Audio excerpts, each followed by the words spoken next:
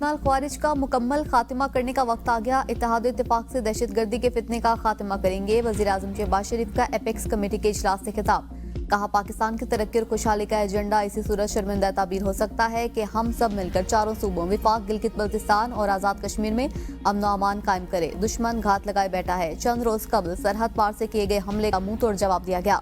दुश्मन के घुसपैठिए खैबर पख्तूनख्वा के बाज़ इलाकों में मौजूद हैं। हमें बखूबी इल्म है कि बलूचिस्तान में पाकिस्तान के खिलाफ बुनी जाने वाली साजिशों में कौन कौन से ममालिक सपोर्ट कर रहे हैं। पाकिस्तान की सिक्योरिटी हमारी तरजीह है।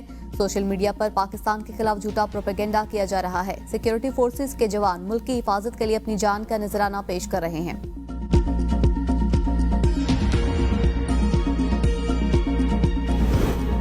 पाकिस्तान हमारी पहली तरजीह, तय किया है दहशतगर्दी का मिलकर मुकाबला करेंगे। वजीर आला खैबर पख्तूनख्वा अली अमीन गंडापुर के अमन अमान से मुतल्लिक एपेक्स कमेटी इजलास के बाद मीडिया से गुफ्तगू। कहा, इजलास में बताया गया अफगानिस्तान के साथ बातचीत जारी है। अगर हमें भी मौका दिया जाए तो वहाँ के कबाइल के साथ बातचीत हो सकती है। एपेक्स कमेटी में कुरम के मामले पर बातचीत हुई। कुरम में 2 ग्रुपों का मसला था जिसे हल कर लिया गया। अब वहाँ हालात मामूल पर हैं। तमाम रास्ते खुल चुके हैं। वज़ीर आला ने कहा कि वज़ीर आज़म के सामने 26 नवंबर पर अपना मौक़िफ़ बयान किया। लोगों के साथ जो रवैया रखा गया उस पर अपने तहफ़्फ़ुज़ात बताए। रियासत को अपने रवैये में नरमी लानी चाहिए। बोले, 9 मई के मुल्ज़िमान की सज़ा मुआफ़ी एक बेहतरीन अमल है जिसको सराहते हैं।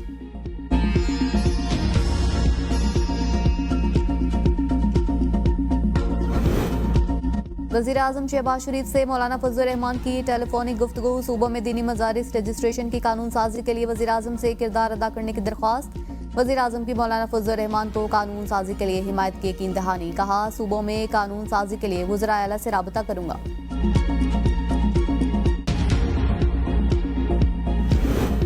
जुडिशल कमीशन का इजलास 17 जनवरी को तलब। इजलास में इस्लामाबाद हाई कोर्ट और बलूचिस्तान हाई कोर्ट में एडिशनल जजेस की तैनातियों पर गौर होगा। सिंध हाई कोर्ट में एडिशनल जजेस की तैनाती का इजलास 23 जनवरी। पिशावर हाई कोर्ट में एडिशनल जजेस की तैनाती का इजलास 1 फरवरी। लाहौर हाई कोर्ट में एडिशनल जजेस की तैनाती का इजलास 6 फरवरी को होगा। इस्लामाबाद हाई कोर्ट में 4, सिंध हाई कोर्ट में 12, लाहौर हाई कोर्ट में 10, पिशावर हाई कोर्ट में 9 और बलूचिस्तान हाई कोर्ट में 3 एडिशनल जजेस के लिए नामजदगियों पर गौर होगा।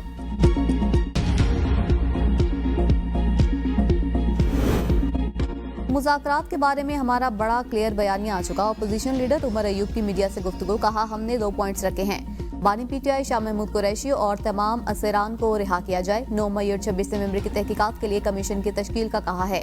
बानी पीटीआई तक हमारी रसाई होनी चाहिए। बानी पीटीआई पर कोई केस बनता ही नहीं। बानी पीटीआई को गैर कानूनी तौर पर जेल में रखा गया।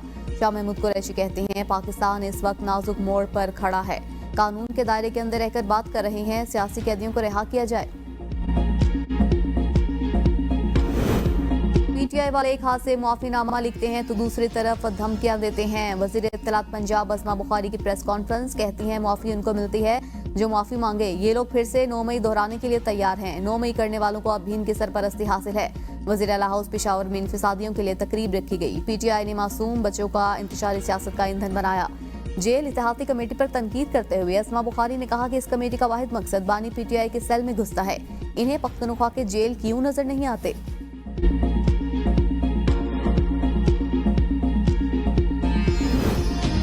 पीटीआई वाले यू टर्न के माहिर। मुज़ाकरात होना खुशाइंद बात है। मुज़ाकरात बारे मुझे बहुत खदशात हैं। गवर्नर खैबर पख्तूनख्वा फैसल करीम खुड्डी कहते हैं कि पीटीआई वालों को एनआरओ नहीं मिलेगा।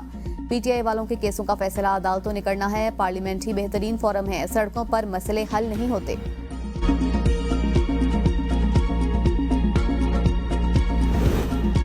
9 मई मुकदमात। इंसदाद दहशतगर्दी अदालत फैसलाबाद में अदम हाजिरी पर मेंबरान असम्बली अली अफजल शाही और जुनैद अफजल शाही को इश्तिहारी करार दे दिया गया। दोनों भाइयों के नाकाबिल जमानत गिरफ्तारी वारंट जारी। अदालत ने बजरिया इश्तिहार दोनों भाइयों को थाना सिविल लाइन मुकदमे में 2 जनवरी को तलब कर रखा था।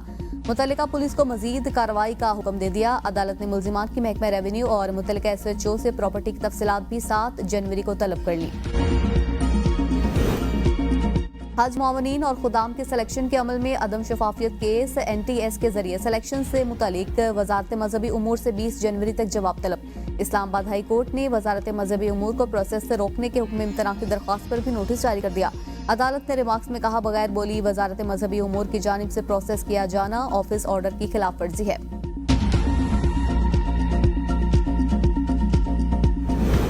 पाकिस्तान ने सलामती कौंसिल में 8वीं बार गैर मुस्तकिल रुकन की हैसियत से 2 साल मुद्दत के लिए नशिस्त संभाली। सलामती कौंसिल में सबसे लाली परचम लहरा दिया गया। पाकिस्तानी मंदूब आसिम इफ्तिखार अहमद ने तकरीब में शिरकत की। अक़वाम मुत्तहिदा के हेडक्वार्टर्स में गैर मुस्तकिल अरकान जापान, डेनमार्क, यूनान, पनामा, सोमालिया के झंडे भी नस्ब किए गए। पाकिस्तान जुलाई में अक़वाम मुत्तहिदा की सलामती कौंसिल की सदारत संभालेगा। तकरीब से खिताब करते हुए पाकिस्तानी मंदूब आसिम इफ्तिखार ने कहा, पाकिस्तान यूएन चार्टर के मकासद और रसूलों पर कारबंद रहेगा। तनाज़ात के हल के लिए सिफारतकारी को तरजीह देने की जरूरत। पाकिस्तान मकबूजा और मजलूम अक़वाम के हक़ खुद इरादियत के लिए आवाज़ उठाता रहेगा। पाकिस्तानी कौम मुत्तहिद दहशतगर्दी पर काबू पा लेंगे।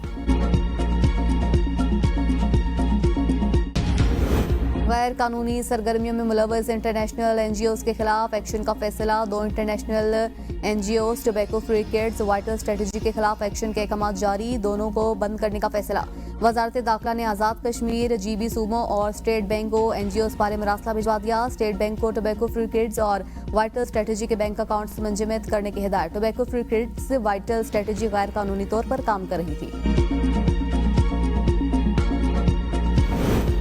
हुकूमत वेल्थ फंड कानून में तरमीम की IMF की शर्त पूरी करने में नाकाम। शर्त के मुताबिक दिसंबर के आखिर तक पाकिस्तान ने वेल्थ फंड एक्ट में तरमीम करनी थी।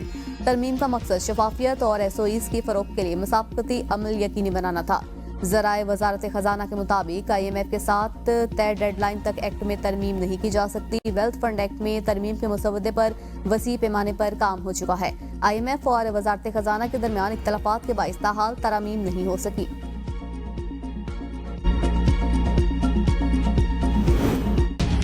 सेनेट की कायमा कमेटी बराए तालीम और तरबियत का इजलास। Chairman HEC doctor Mukhtar Ahmad और कमेटी की रुकन सेनेटर फौजिया अरशद के दरमियान तल कलामी हो गई। सेनेटर फौजिया अरशद ने कहा, मुझे जाती तौर पर पॉइंट आउट ना करें।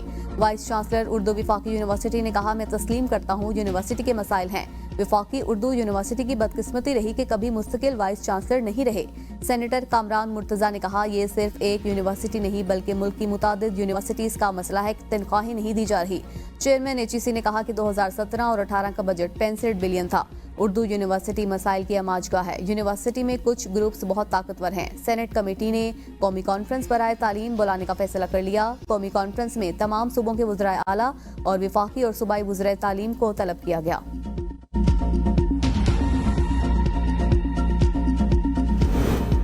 हफ्तावार महंगाई की सालाना मजमूई शरह 3.97% रिकॉर्ड। रिपोर्ट जारी। रिपोर्ट के मुताबिक मुसलसल 5वें हफ्ते चीनी की कीमत में इजाफा।